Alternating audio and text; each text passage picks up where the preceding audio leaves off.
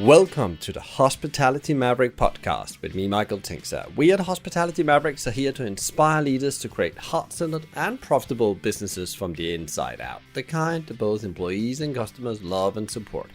In this episode, I'm so excited to connect with Shawn Walchef, the founder of Cali BBQ Media. And over the last 12 years, Shawn and his team has built a restaurant and media business that had generated over $25 million in sales in San Diego, California, without ever adding another single location. His greatest location curse became his greatest location gift, as it forced him and his team to focus on all things digital just to stay in business. And this was all before the pandemic. And now, during the pandemic, the team and him have developed a plan to scale with a new model that is 3 times more profitable than the traditional food service restaurant model.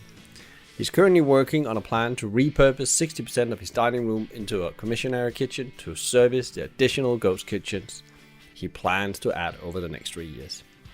We also talked about how he sees the industry changes over the coming years and how technology, delivery, and takeaway will play a major role. This episode is a true example of how you can turn a bad situation into a positive one. But before you tune in, why not sign up to our Maverick community newsletter and get great insights and leadership tools at hospitalitymavericks.com. If you would like to have a chat with me, please book a slot on hospitalitymavericks.com. I love to talk with people that also want to build a better future. Please also join the Game Changer Facebook group if you want to be in the forefront of what progressive leaders are up to in hospitality. And don't worry, if you didn't get all of this, there will be links in the show notes, so grab headphones, coffee, notebook, and enjoy.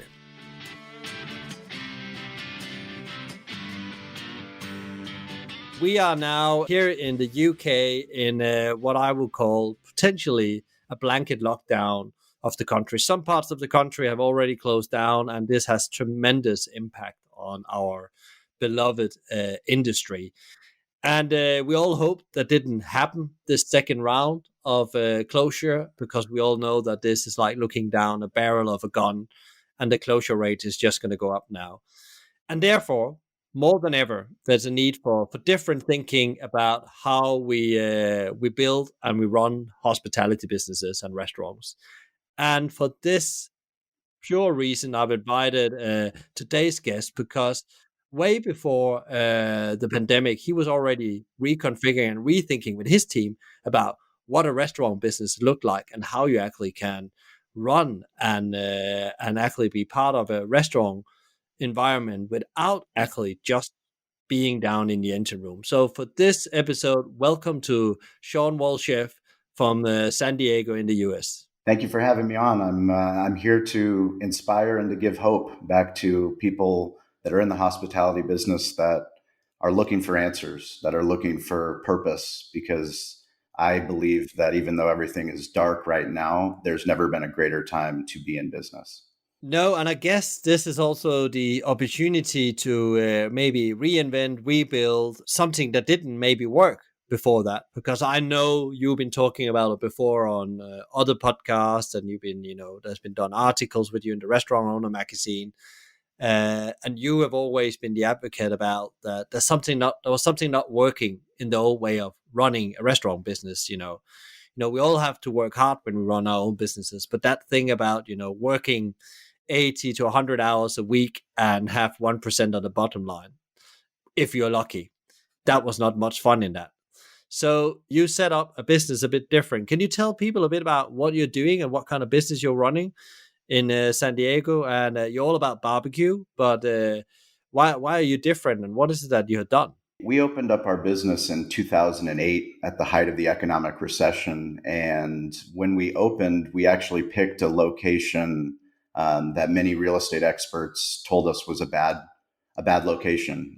They tell you location, location, location. So people that were in hospitality, restaurants, people that were much smarter than me, didn't understand why we were picking the location that we did. But we knew that it was an underserved part of San Diego, East County, so about 15 minutes east of downtown San Diego. And there weren't other restaurants out there. There weren't other pubs or bars. We wanted to create a family-friendly sports bar that people could come and the community could celebrate. And when we opened, it was very difficult. It was a breakfast concept that we took over. So we had a existing breakfast business. We had 18 employees when we started. And it was a very big struggle to get people to buy into dinner in the area, to get them to buy into what we were doing. And we tried to do every single form of marketing possible. I mean, that was long ago enough that somebody told us that it was good advice to advertise in the yellow pages, which for people that don't know what the yellow pages are, that's what Yelp is now is what the yellow pages. It's an actual physical book and a directory that businesses would actually put their name as starting with an A in the business, so they would end up in the front of this book. But nonetheless, we tried yellow pages. We tried advertising in the newspaper. We tried advertising in mailers. We tried going on radio. We tried to figure out how to get onto television, which we couldn't do. We tried to figure out how to get in newspapers, which we did with coupons. So we spent a lot of money trying to figure out marketing. And this was before we were a barbecue restaurant. We evolved into a barbecue business about a year after we opened because we wanted a point of differentiation. Barbecue was something that craft barbecue was not getting done in San Diego. It was something that was more in Texas and Kansas City and Memphis, all the places that you see on Netflix. That's where you think of barbecue. You don't think of barbecue in San Diego, but we knew that if we learned how to do something that was very difficult and took a long time, it would compel people not just in our local area, but all around San Diego County to come and drive for barbecue if it was good enough. And there's something that happened early on, going from 2008 with 18 employees to pre-pandemic, we were at about 56 employees. So we scaled our business from $300,000 losing money every year up to $3.3 million in 12 years. We never opened up another location because we never felt that the model was scalable. The full service restaurant sports bar model is broken. But what happened early on, and that's something that really resonated with me as I was telling the story a couple days ago on a different podcast, was we realized that because the layout of our restaurant was a 2-bedroom house that was an add-on to an add-on to an add-on, so it was non-traditional restaurant layout, there was a lot of difficulty getting coverage for when the hours that we were open. And we were open from 7 a.m. until 10 p.m., 7 days a week. So that's a lot of hours. What we realized is there's a sign that you can buy at any restaurant supply business or online. And it's the sign that says, please seat yourself, or please wait to be seated.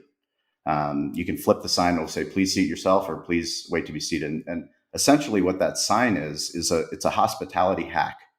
It's a way to reduce labor cost. Everybody that's run a restaurant, we all know that sign. We've all seen that sign. We don't want to pay for a host during non-peak hours. If we're doing lunch and lunch business slows down, we don't want to pay the 3 hours during the day, which equates to 15 to 18 to 21 hours during the week. You can save all that payroll by eliminating that person and putting that sign up. Well, what happens when you walk into a restaurant with that sign? We all know what happens. You go and you sit at a table and you get the absolute worst service that you've ever got. The server doesn't want to be there. They just came back on break.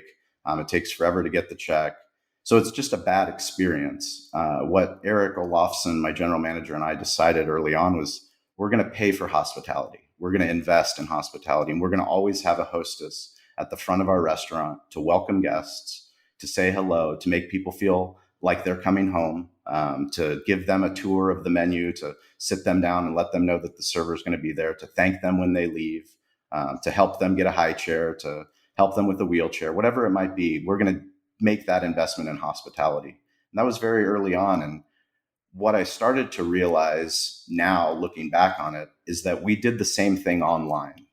So digital hospitality was all of these new platforms started emerging after the first smartphone. The first iPhone came out in 2007, June 29th, 2007. The only reason I know that date is because my son was born on June 29th, 2017. And I was in the hospital Googling on my phone, what significant has happened in history. And the reason why it sticks out at me, obviously, it was an incredible moment, my firstborn son. But the cell phone the smartphone has only been around. I mean, the iPhone, the first iPhone, it's only been around for 13 years, but we take it for granted. We don't realize how incredible these tools are that are built not just within the phone, not just that there's 4K video. You can take photos, you can publish on the internet, you can create podcasts, you can create YouTube shows, all with your phone. But the apps within those phones, so Yelp, Facebook, Instagram, Twitter, LinkedIn, you name it, all these different apps, they're places where customers are. And the more that we started claiming those pages and interacting with people like the same way that we interacted with people in our restaurant, so no customer goes ignored, all the information's correct, we started understanding that all the traditional marketing methods that we had read about, that we had been taught, that people were best practices, they were evolving. It's not that they were wrong. It's not that legacy marketing is wrong. It's that digital marketing is different, and that becomes digital storytelling. The more that we learned how to market ourselves, who we are as a restaurant, who we are as a family, who we are in barbecue, because we believe a rising tide lifts all ships. For us, it was never about being the best barbecue. It was about starting a movement that there were great people cooking barbecue, whether you were an amateur, whether you were a caterer, whether you worked at a farmer's market. If you loved barbecue and you lived on the West Coast, we wanted to celebrate you. And we invited those people in. We have an annual amateur barbecue contest. But that became part of our story, and learning how to use the smartphone, learning how to use my iPhone to take pictures, to publish on Facebook, to create events, to publish on Instagram, to tweet. Learning how to do that put us in a position where in the last 3 years, we become a media company. We're Cali BBQ Media. We realize it's so much easier than people make it out to be. And that's one of the things that drives me today, is to demystify the smartphone, people's relationship with the smartphone, because there's so many incredible leaders that are in hospitality that have gifts beyond the four walls of their restaurant, that they can make an impact in their community. And let's be honest, that's why people listen to this podcast, Michael. They listen to this podcast because they want to be inspired. You have guests on, you do a phenomenal job yourself, inspiring people to know that there is more. And that's all we want. We don't want to be in our restaurant 7 days a week so I don't see my family and then my family resents me. I want to be able to create an environment where I can thrive, but also my employees can thrive. If they don't thrive, they can't take care of our community. That we want to create memorable moments. And how can we do that now? We can do that by learning how to use our smartphone. It's super interesting what you're saying, because I picked up a couple of things here. You don't mention running a restaurant at any time. You are serving people, you are scaling stories, and that's the kind of language you're using. So you're creating this shared banner around, understanding barbecue better, to educate people about the skill it takes to be a good pitmaster, because lots of people thinks it takes hours to do that, maybe days sometimes, to prepare the right barbecue. And when did it actually click to you that you said in the beginning that we didn't have a scalable model? Because a lot of operators think that it's about getting that first blueprint right, we scale to number 2, iron out the issues, and often what happens, they scale faster than they were actually ready to, and it all falls apart. And I had a conversation as early this morning. Even though it's a great market for snapping up properties, as I said to this person I talked with, it doesn't mean you need to open more units, because it's actually not about opening units, about scaling stories now. Because people don't want you to have world domination. They want you to be special, different. They want to have this unique. They even want to travel to you, as you mentioned. People are traveling across the state of San Diego to come and see you guys. Where was it that it clicked for you that this is what I need to do, and you just dropped all your focusing on expanding on units? That's a great question. You'd mentioned restaurantowner.com. That was the first internet third-party tech partner, essentially, that we had, because I was looking online for thought leaders and resources to help me know what I didn't know. Even though I grew up in the restaurant business, I had never owned the business myself. So all the different templates, all the different tools, all the things that a corporation, a successful multi-unit chain has, they've been there before. We needed to create them. You don't have a uniform policy until you need a uniform policy. You don't know that uniform policy is important until you have a full restaurant on fight night or on NFL Sunday where there's so many people that nobody knows who their server is because they don't have a uniform. You start to create those policies, but learning from experts, going on restaurantowner.com, subscribing to Restaurant Startup and Growth, I started to read in there stories of other businesses, other restaurants that weren't just in the United States, they're global. This is a global thing that we're talking about. Not just restaurants, not just bars, but hospitality. And how do you understand that it's more than just the business? It's more than just the four walls of your restaurant. It's beyond that.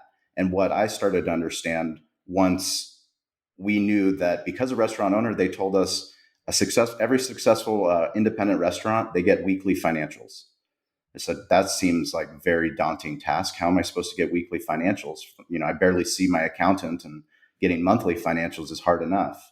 But that led us down the path to hire Restaurant Solutions, which is a software company, incredible people out of Colorado that help 1,600 independent restaurants establish systems of control to do weekly inventories, to get a weekly P&L. And then we started working on the business side, the stuff that isn't sexy. For me, I don't have an accounting background. That's not my strength, the financial behind the business. But starting to understand, well, this is how much we're paying for labor, and this is how much a lot of other places are paying for labor. Are we willing to sacrifice that hospitality? We have over 2,300 4.5 stars on Yelp. We have a lot of 1 stars and a lot of times where we failed. But the more that we embraced Yelp and responded to Yelp and learned that if there's multiple reviews that are saying something, maybe we need to dig deeper as managers to understand that maybe there's a system flaw, or maybe there's something that we need to update in our menu. The more that we started doing that, the more we started realizing Yelp is very powerful. We need to use Yelp. We need to embrace Yelp. But we also understood that, how can we scale this business? Should we scale this business? Is this the right thing to go out and go raise money to open up another location? And we grew significantly from 2012 to till pre-pandemic. But all along the way, we continued working on our true craft, which is digital storytelling.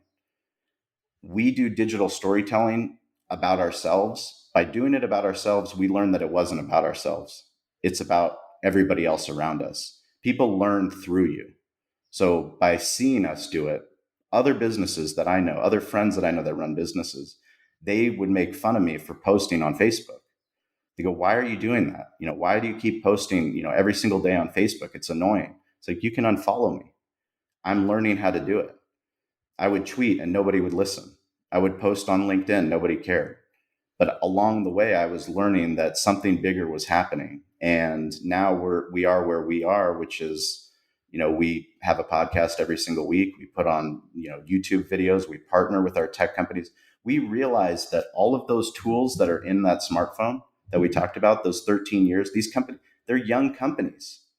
They need to do marketing too. They need more restaurant operators, but they need restaurant operators that understand how to use these tools and the things that we need to do to make them better. I mean, we just implemented Toast. So during coronavirus, we went from 56 employees down to 29 employees. We closed all of our dine-in services. So we were only a digital restaurant for takeout and third-party delivery. So you could order online and come for takeout. We had Aloha. Aloha was the POS system that we implemented back in 2008. We chose between Aloha and Micros. And we made that decision based on the best of the best. That was some of the most expensive equipment we put into our restaurant. When we chose that, Aloha was great. It helped us literally scale our business to where we never thought possible. But along the way, we learned that ordering online, that being an e-commerce company, was probably one of the most important things that we leaned into. Understanding how do we get more catering sales was using the website to help people understand what our catering menu is, how to fill out a catering request form, so they didn't actually have to call the restaurant or go in and talk to a manager. A floor manager has no business talking about catering to somebody. I mean, that's just not going to work. But once we put it online on our website and those questions were answered, people started filling them out and we started fulfilling more catering orders. So as pre-pandemic, we realized that we wanted to have a better mobile first website, and Aloha, their third-party partner for us, was 411 Eats. We couldn't update the website ourselves. That's not going to work for us. You have to have sexy photos. It has to be mobile first. It has to be an easy checkout experience. And we switched over to Toast, and we've been with Toast for 1 month during the pandemic. But Toast is an integration partner. They're a technology partner. They've been so responsive to all the things that we're asking for because they understand that they need us just as much as we need them. And that's the incredible thing of what's happening right now. And it's very interesting that what you see is what McDonald's have done years ago, partnering up with suppliers. This is just digital suppliers. And I think you will see much more of that. Your suppliers become your partners, your landlords become your partners. This divide between these silos will disappear because you can't survive. Nobody can survive. The landlord will not make money, the supplier will not make money, and the restaurant will not make money. So I think that's very smart, and I see the same. But what another thing she said was really interesting is that you go into the pandemic with this mindset because you didn't find out all these things in the pandemic. You were already on this journey as you entered the pandemic. What have happened in the pandemic for you? Because you have not been the kind of person I've heard on different social media activities and podcasts saying that our sales are struggling. You are actually, you've been thriving through the pandemic. We're 3 times more profitable than we've ever been during the pandemic. We proved financially, thanks to Restaurant Solutions, the things that we knew were going to happen in the long run, but we weren't able to pivot. So because we are a digital restaurant, we're literally selling more things online per hour than we ever were able to do as a full service restaurant. So the holidays during the pandemic, Easter, Mother's Day, Father's Day, 4th of July, those 4 holidays, on Easter, we sold out in 5 hours. We were open for 5 hours. That's when we realized the systems, all the tickets, that's when we realized we needed Toast. We needed a kitchen display unit. We needed the ability for people to order ahead of time, but also to understand how many orders were coming in so we could manage the flow of orders. On Mother's Day, we sold out in an hour shorter, so in 4 hours. And then on Father's Day, we sold out before we opened the restaurant. We never opened the restaurant on Father's Day. We did more sales in 0 time than we did in 14 hours of sales the previous year. Yeah, and that's without any labor on the floor to do that sales. It's with about 20% of the labor that would be needed before. What is interesting here is as well that I guess you're now in that what you call what every restaurant dreams about, that queue outside the door. It's a digital queue in this example, but you're oversubscribed. And that's in principle your job as an operator. Where I sometimes hear the disconnect, they think it's about running the operation, but they're actually making sure your business get oversubscribed. That's your job. So you landed there. What do you do then with capacity? Because I guess, as you said, we had to close down. That's the worst. That's both the most positive and the worst situation for any business owner, because that means there's more to do. What we focus on are the things that we can control. So the things that we can control is that the digital infrastructure of our business, of our e-commerce company, our media company, our technology company, that we can build those the way that we know how, which is through digital hospitality. We want to treat the customer the same way that we train our staff. We make sure that we go through a rigorous training process, through a hiring process. I mean, we tell people we hire for blood type, and that's a hospitality blood type. Like, you have to know how to care for people. If you don't know how to care for, it has nothing to do with experience. It has to do with your attitude and your ability to care for people. If you can't do that, you can't work in our concept, because we know that the greatest people, they're empathetic. They use all their senses. They remember people. They make memorable moments. In order to do that, you have to have a heart. And for us, this is the greatest time to capitalize on having a heart online. People think digital and they think that we're talking about automation. We're talking about eliminating jobs. We're talking about more efficient jobs. We're talking about bringing on the next generation of hospitality professionals that are going to understand that their business is not just face to face, but it's how do we also interact with the customer that's on Uber Eats, the customer that ordered through DoorDash, the customer that ordered through Toast and it's coming to pick up online, the customer that hasn't found us yet, but now is looking on Nextdoor and sees our post. How do we interact with them in a way that's personal, memorable, and makes them want to share? I mean, ultimately, that's how we build our business, right? Is people want to share a great story. They want their time back. I mean, time is one of the greatest gifts that we all have. And why does somebody that has great barbecue, why do you have to go wait in line for 2 hours to get great barbecue? I don't believe that you have to. It's our job to figure out how do we optimize our labor in one location so that we can have all of our specialized labor there and find more distribution points for our barbecue. That's what we're doing. We're opening up a ghost kitchen currently. The reason why the company that found us was that they were looking on Yelp. They found our Yelp profile, saw that we were a strong brand online, and thought that we would be great operators. And there's going to be 20 different brands in that same concept, but a lot of them are going to be operating like food trucks. So it's going to be for third-party delivery only and pickup. So there's no dine-in seating, but they're going to be cooking on site. We're doing all of our cooking at our master smokehouse, our master commissary kitchen. And then we're going to be delivering it multiple times a day to make sure that we have the freshest product. But once we're out, we're out. And then we'll do it again the next day. Interesting. So your way of scaling, besides digital storytelling, is actually, go out now into, much cheaper ways of opening kitchen in partnership with others, buying into existing infrastructure, and actually thereby also reach new markets you maybe wasn't able to serve before, and save a lot of time for the consumer. Because as you say, probably one of the biggest things we need to understand is how do we add value in any interaction with the customers as we go forward.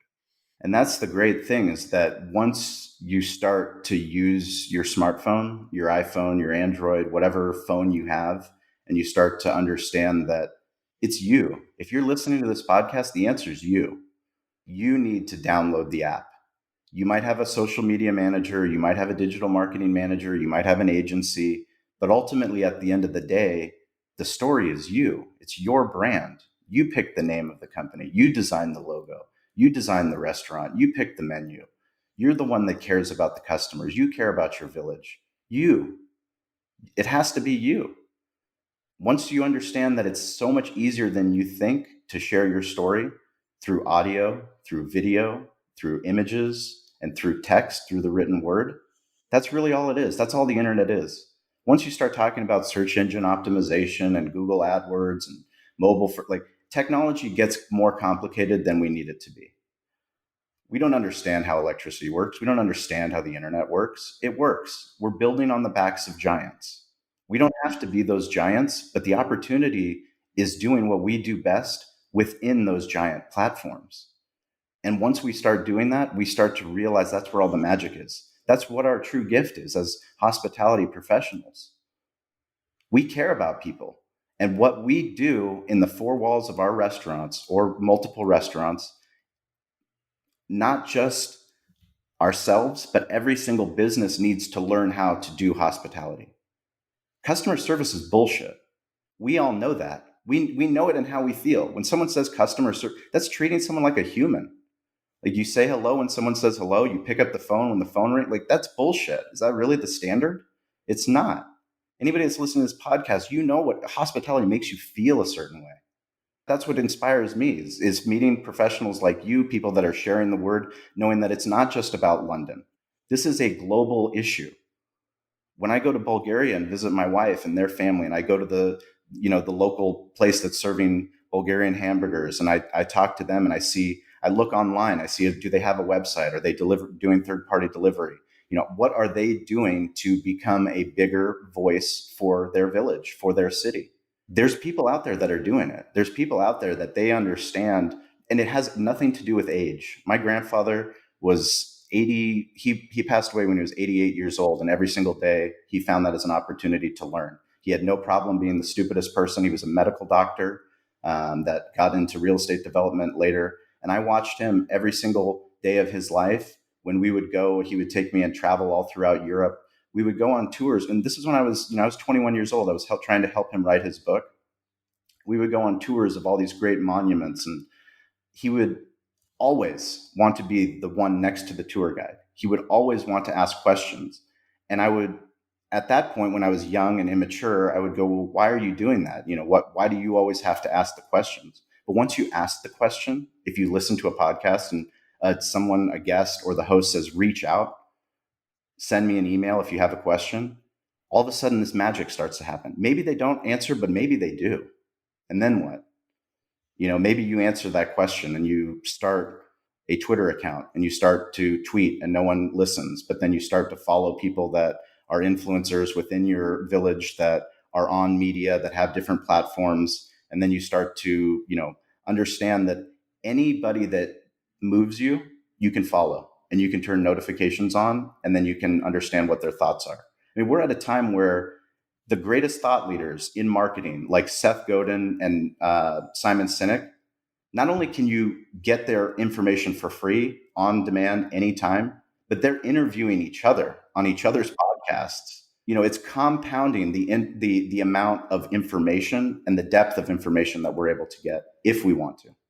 How do you think that with that angle of that continuous learning, the 1% improvement all the time, and actually just take that smartphone and get started, how would you envision hospitality on a general level will look in? Because what you're doing, and we talked a bit about before we went on the podcast, it's not the standard. This is not what every operators are doing right now. They're not in front of the business. They're not walking with a banner so everybody else, both the people, the communities, can walk behind it and understand clearly what that business is about.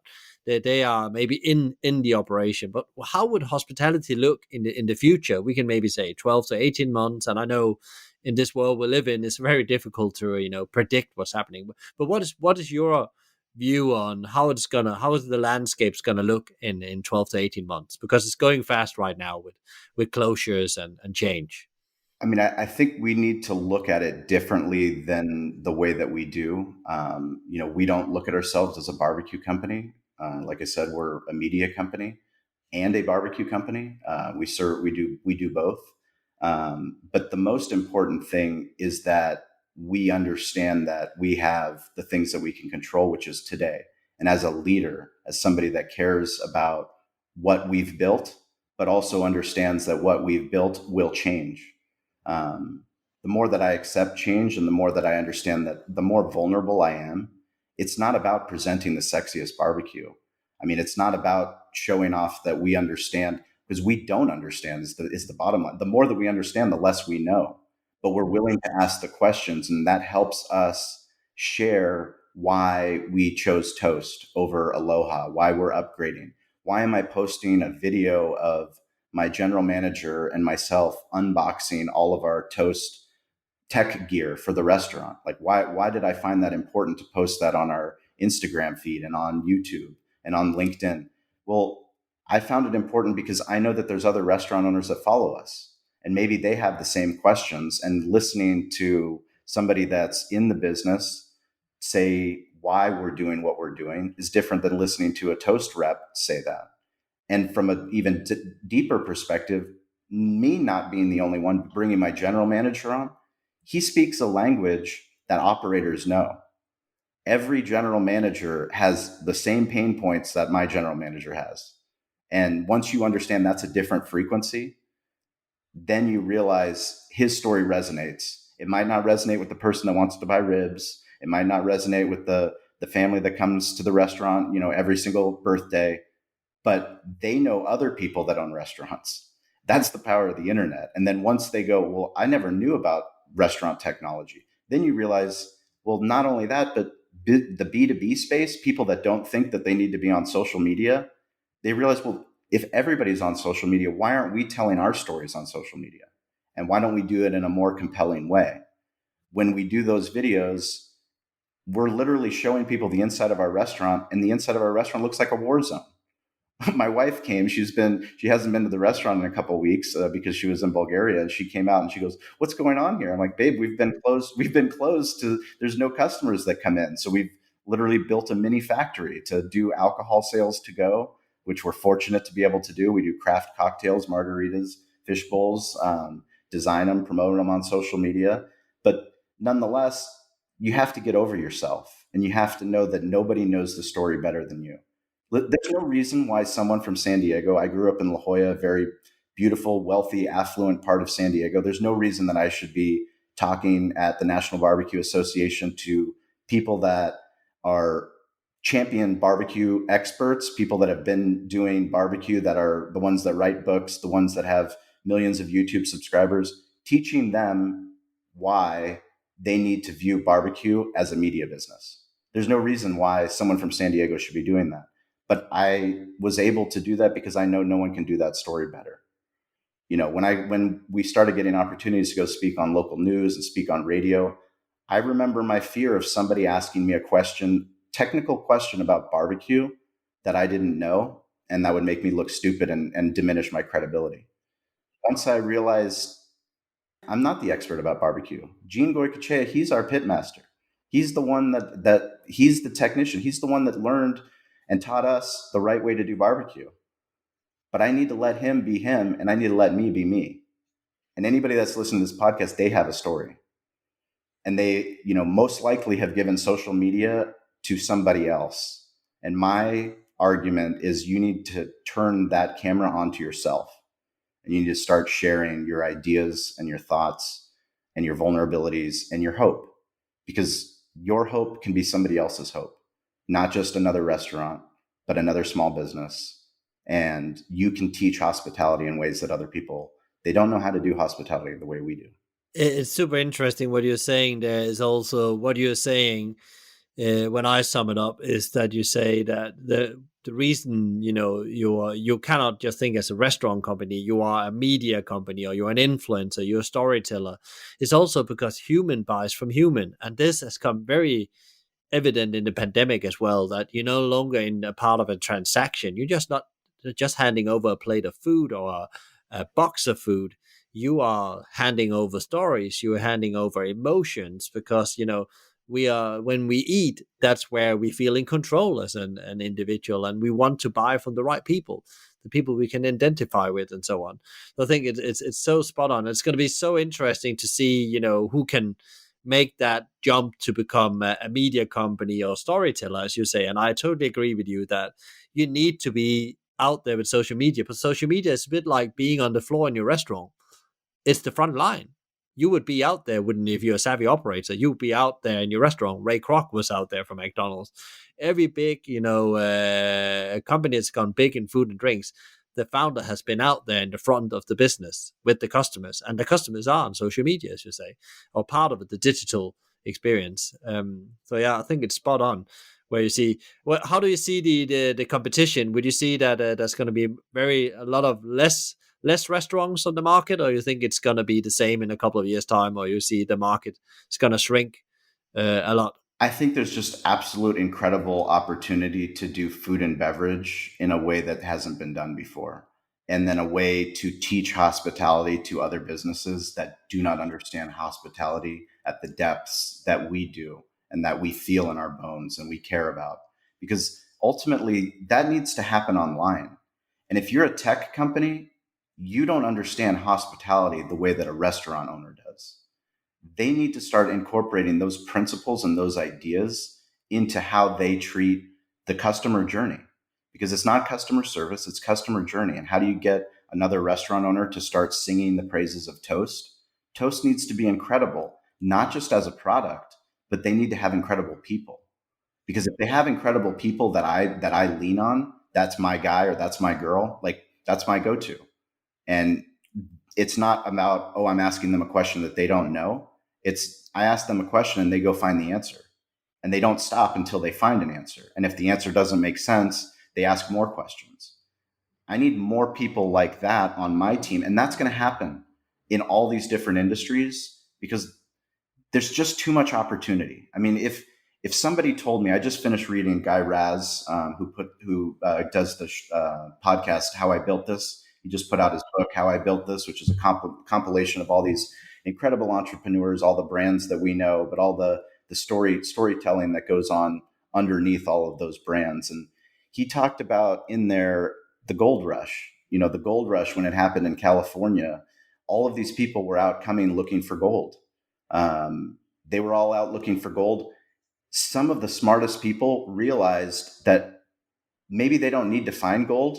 Maybe I can start to sell things to the people that are coming out to buy gold. Ghirardelli's chocolate, that literally business was built by selling chocolate to people that were out pioneering. Wells Fargo Bank, they became a bank just for the gold miners. Levi's jeans, they came because of people needed clothes, so they made a better jean. Like, what's going to happen now is that people are going to understand that there's so many different opportunities to sell a hamburger, sell a steak, sell a salad in a different way that they never thought possible. And, I work with David Meltzer. He's my business coach. I've been fortunate to, have him on my podcast, and he puts on an incredible podcast called The Playbook. But he challenges me to continually think bigger. And that's inspirational because my grandfather taught me the same thing. My grandfather was born in a village in Bulgaria, destined to be a farm boy.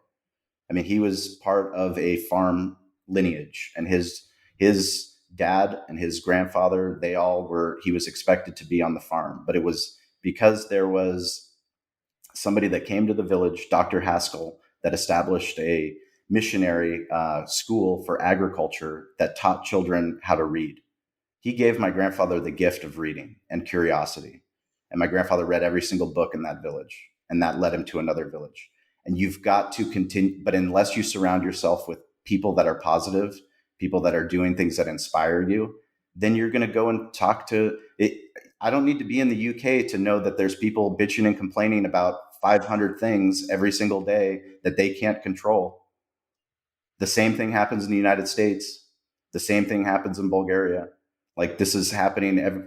We can't control certain things. So let's take care of what we can control, and let's surround ourselves with podcasts like Hospitality Mavericks, thought leaders, reading books, being vulnerable, asking questions. Because the more that we do that, the more that you get to a place where you realize that we have a lot of gifts as restaurant owners. And, that's the true thing that I've really found during the coronavirus. The more conversations I've had on podcasts is it's hard. And it sounds easy to say, oh, the internet's easy, but it really is. I mean, we're talking about doing all the things that you've already done. Once you realize you've already done it, you just haven't done it and recorded it. All you need to do is make a plan. You need to produce it by turning on the camera, then you publish it, and then you promote it. It's really much easier than we make it out to be. And also, it's a bit like anything else. You need to play the long game. You are not harvesting every day. You are planting seeds, as I normally say to people, as you do in any great business that's built. What have I wanted to ask you this question because it sounds like this has just been a ride of success. But it must have been something that has triggered failure on this route. What's in this last year? Where have you said, okay, here I really, really made a big mistake, and what happened? Do you think? One of the darkest points that I've had in the last 2 years was, I started the Behind the Smoke podcast with one of my best friends, and that was Derek Marceau, my co-host, and we have been putting on the amateur barbecue championship. The amateur barbecue event in front of our restaurant, shutting down the village, 5,000 people, 20 amateur barbecue teams every single year, promoting the growth of barbecue, raising money for local youth sports. We put on a professional barbecue contest at the Del Mar Thoroughbred Club, the day after the $1 million horse race. So, logistics, the amount of things that we did great and things that we struggled with together were significant. But he was going to open up his second location, and we decided to go into a partnership together. And during that time, that was us getting into a partnership in a way that we hadn't been. The way that we had been doing business before it was more me driving and him deciding riding shotgun and deciding how he can help best for events that hadn't been created. So we had to create them. Podcast hadn't been created. This was me going to his business that his family created. And what I realized was that he, as for the partnership, he wanted me to be him and not be me. And, it's very difficult to talk about. I actually haven't talked about it before. We figured out a way for me to not be in business with him, but continue to be in friendship with him and continue to be part of a rising tide, because we had accomplished too much together. But what I realized at that time was that I wasn't him. His strengths were my weaknesses, and my strengths were his weaknesses. But also, I could have made a lot of money opening up that in actually the neighborhood where I grew up, especially during the pandemic, because grocery business has been good business. But even without the pandemic, he has an incredible business, an incredible brand. But I also knew that I wouldn't be able to say yes to what moves me in my heart, which is doing the podcast, which is continuing to ask the questions, which is if I feel compelled to do a video for Toast, I don't need to ask for permission. I just do the video and I publish it. And if it works out great and people like it and they share it, that's great. If no one likes it, I don't care. That's a test for me. That was probably, one of the darkest times that I've had recently. And you have to know who you are. And no matter what, you have to lean into it. And that's something that, Gary Vaynerchuk, David Meltzer, a lot of the mentors, the people that I listen to, people are going to laugh at you for your ideas. People laughed at me when I opened up the restaurant in Spring Valley. People that I love and care about. But what are you doing? They laughed at me when I said we were going to be a barbecue restaurant. They laughed when I said we're going all in on barbecue. They laughed when I told them I'm going to join the Save Our Bolts movement to try to save our San Diego Chargers from leaving, and spend all this time and effort to develop these relationships with super fans and politicians and try to figure out a way to keep my beloved football team and American football here in San Diego. But I did that, and that created incredible opportunities that I would never take back. So that's part of the darkness, but it's always darkest before the light, right? Yeah, and I guess you had a massive learning there, so you can call it failure or darkness, but you learned something. You got clear on your values. You can always revisit your values and clarify what is exactly that drives you, because we sometimes forget that in business, because we look more on the opportunity than what's exactly the right thing to be involved in. So I think that's very honest and beautiful of you to share that. In the last couple of months, Shawn, what have surprised you most and why? I think the depths of opportunity, to be honest with you. I mean, I'm a very optimistic person, and I believe and I try to think big and dream big and chase big ideas, but really trying to understand what we're talking about as far as digital storytelling and the ability to have an impact, not just in San Diego, not just in the barbecue space, not just in the hospitality space, but really to have an impact on the things that we care about. It's hard. It's very hard to comprehend because it's so new. I mean, we're so early. And if you do it every single day, then, where we are today, 13 years later, that's why we're as confident as we are. Because if we opened up a restaurant in a place and we were successful, we wouldn't have had to do all those things online.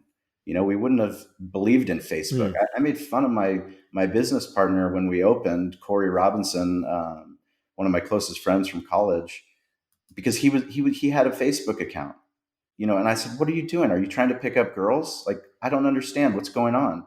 And we moved on, but then we realized we couldn't get people into the restaurant, and Facebook had a Facebook for business.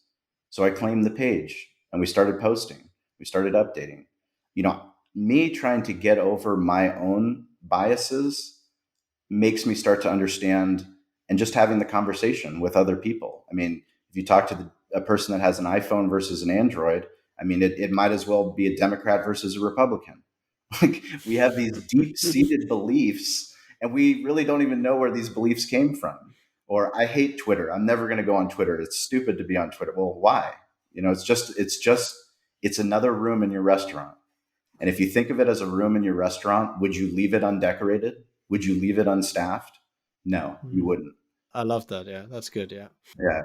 And in the end of the podcast, Shawn, you've been already giving a lot of advice, so you're probably already given you three advice. But to sum up, what kind of three advice message do you want to give to leaders out there in the industry? There will be people tuning in here that maybe are in a difficult situation, or people maybe they are rebuilding, and somebody is thriving. But what is your message to them, and what top advice would you give them? I mean, it's probably the advice that I've learned from my grandfather, and now, David Meltzer's helping me, but it's stay curious, get involved, and ask for help. Because a lot of people are curious. We're listening to this podcast. I mean, you have an incredible listenership all over the world. Thought leaders, hospitality leaders, driving in their car, at home, auto workout. You're listening to it and you're inspired. But then now what? Do you do something afterwards? When somebody asks the question, when there's a call to action. I mean, I can't tell you how many business books, marketing books that I love and I read, and there's a call to action from the author. I can't imagine how many people actually do the call to action. If you think about back when you were in school, and back to my grandfather asking all these questions, whenever you found a class that actually inspired you, or a professor or a coach that inspired you, you would do what they asked you to do, right? So why do we stop doing that for our business? Like, once you do it for your business and you do that call to action, you read that extra book that they mention in the book that inspired them to write that book, then you go deeper. Once you listen to a podcast and a podcaster mentions another podcast, you go and you listen to that podcast and you see where that takes you, and it takes you to a place of hope. That's where I am, is a place of hope and understanding that this is the greatest time to be in business. No matter that our sales are down, we have a profitable business model. And will that change? Yes, it will change. But our strength is going to be that we're going to continue to learn. And then we're going to continue to ask questions and ask for help. If you don't ask for help, I mean, that's one of the things that I've been trying to focus on as a man, as a father, as a husband. If I don't ask for help, if I don't take care of myself, I know you did a podcast on mental health, which I really appreciate. And I believe something that so many more hospitality professionals, leaders, that we need to talk about, that we don't talk about taking care of our own brain, our own body. We talk about body a lot, but not our brain. Not about how do I be a better man? Because if I'm not a better man, I can't be a better husband. And now that I'm a new dad, everything in your body wants to be the best dad possible, that it becomes difficult to have a great relationship with your wife. And your wife wants to take care of your kids. But then ultimately, my wife needs time for herself. But more importantly, I need time for myself so that I can be the best dad I can be, the best husband that I can be first. Because my kids are going to learn the relationship between a man and a woman from how I treat my wife and how she treats me. Stay curious, get involved, ask for help. That's super relevant, because what you're saying as well is what I often say to people. If you want to create that business, you need to think about who do you need to become to create that business, and that often starts a different journey than just growing a business. So I think that was super, super relevant advice out there. So yeah, go and ask for help. And I'm sure I'm not talking over myself that Shawn would be happy to get requests from you guys. If anyone had a question, where's the best place to find you? They can find us Cali BBQ.media, or you can find me on Twitter. If you don't have a Twitter account, now is your homework assignment to set up your Twitter account, and set it up for yourself as a leader. You can do your brand, but Twitter is much easier to speak in the first person. So set it up as you, as the leader, with your real name and your profile, who you are and what you care about. And you can follow me, and I'll follow you back at Shawn, SHAWN, middle initial, and Walchef, Shawn P. Walchef. That's all the digital social handles. If we're not there, chances are we're there somewhere. But reach out to us, because we would love to hear what you learned from the show, and how we can be of service. Yeah, and we'll put all that in the show notes as well for you out there if you didn't pick it up. So there will be a link to click to find Shawn and the Cali BBQ business and media business. Thank you so much for taking out your time and actually share, your thoughts, your radical thinking. I wouldn't even call it radical, necessary thinking to reinvent, the hospitality industry. Michael, I can't thank you enough. I don't know if the listeners know, but the amount of commitment, the level of quality of the content that you put out, it's a true gift. And I know just from the episodes that I've listened to and the content that I've consumed of yours that you're going to be a leader for a long time to come. And I appreciate you inspiring other leaders to do the same. So thank you for what you do. Thank you for that, Shawn. Thank you very much. Thank you, Shawn. Really amazing story about how you are growing the business through storytelling, digitalization, and utilizing the restaurant's capacity to develop multiple revenue streams. And Shawn is always eager to help entrepreneurs all over the globe, so reach out to him and connect. Please also check our episode number 6, Only the Innovative Will Survive, with Joe Crisp, the co-founder and MD at Trailab. There's some real gems in here on innovation and digitalization. If you enjoyed today's podcast, please give us a like, share, rate, or subscribe to one of our channels. Tune in next time for another interview, and in the meantime, find out more about us and subscribe to the community and download free leadership tools at hospitalitymavericks.com. And please join the Game Changer Facebook group if you want to be in the forefront of what progressive leaders are up to in hospitality. And don't worry, if you didn't get all of this, there will be links in the show notes. Thanks for listening, and be maverick.